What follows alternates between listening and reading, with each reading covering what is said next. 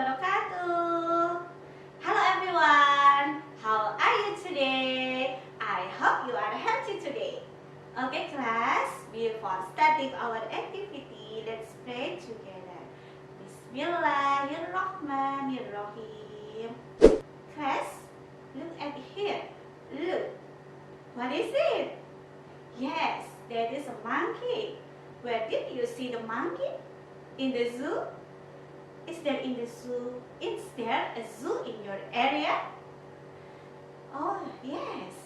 Today we are going to learn about how to preserve animals and plants in the surrounding environment.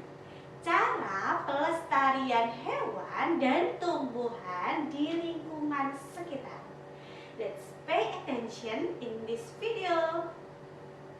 Animal conservation can be done in two ways. There are in situ preservation and ex situ preservation. Pelestarian in situ dan ex situ. The first is in situ preservation.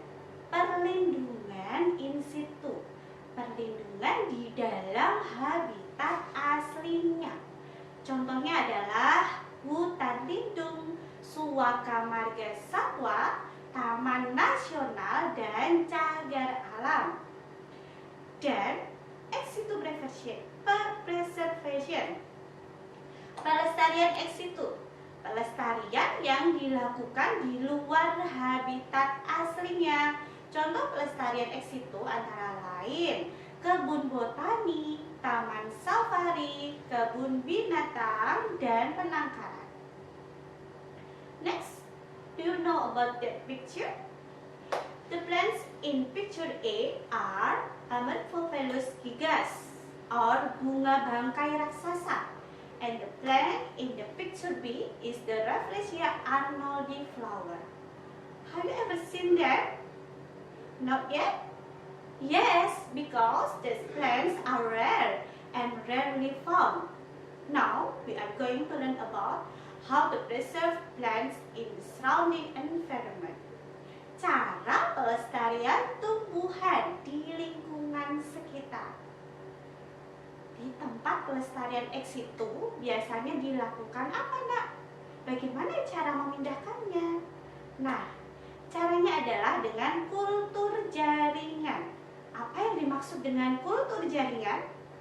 Kultur jaringan adalah metode perbanyakan tumbuhan yang dilakukan di laboratorium.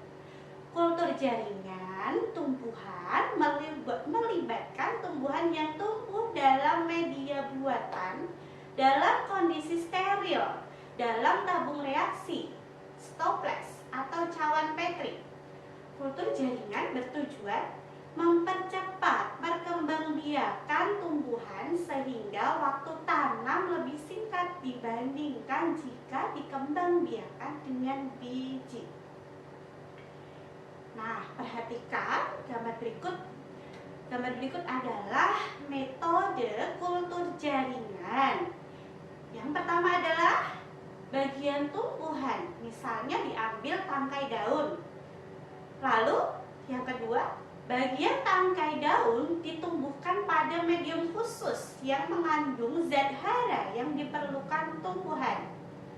And next, wadah yang terisi kultur jaringan tumbuhan ditempatkan di laboratorium.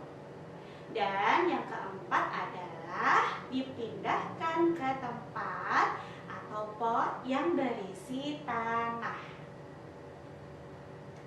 Lalu, tumbuhan tersebut yang berada di sekitar kita memiliki peranan penting bagi manusia. Salah satunya adalah penghasil oksigen yang dibutuhkan makhluk hidup. Maka dari itu, hari ini kita belajar tentang pelestariannya. Today we have learned about how to preserve animal and plants in the surrounding environment. For your assignment, untuk menyadarkan orang-orang di lingkungan sekitar kita tentang pentingnya tumbuhan, buatlah poster yang menarik. For the example, open Erlangga book 6A page 94. Okay? Well then, let's close this class by saying hamdalah together. Alhamdulillahirabbil alamin. See you next time insyaallah. Wassalamualaikum warahmatullahi wabarakatuh.